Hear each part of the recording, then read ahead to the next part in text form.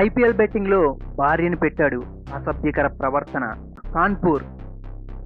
ఓ వ్యక్తి ఐపీఎల్ బెట్టింగ్లో భార్యను పణంగా పెట్టి ఓడిపోయిన షాకింగ్ సంఘటన కాన్పూర్లో చోటు చేసుకుంది.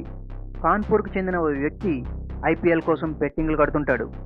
ఐపీఎల్ 9 నేపథ్యంలో బెట్టింగ్లు కడుతున్నాడు. బెట్టింగ్లో సర్వం పోగొట్టుకున్నాడు. అతనికి ఇక మిగిలింది భార్యనే. దీంతో ఆమె వైపు చూశాడు.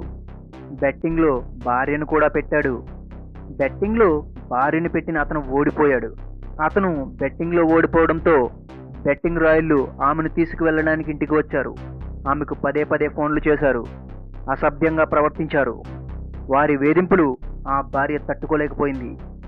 పలువురి సహకారంతో పోలీసులకు ఫిర్యాదు చేసింది. దీంతో సంఘటన వెలుగు చూసింది.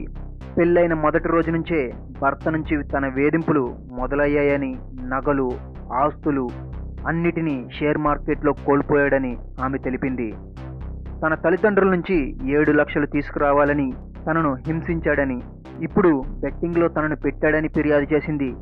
పోలీసులు కేసు నమోదు చేశారు.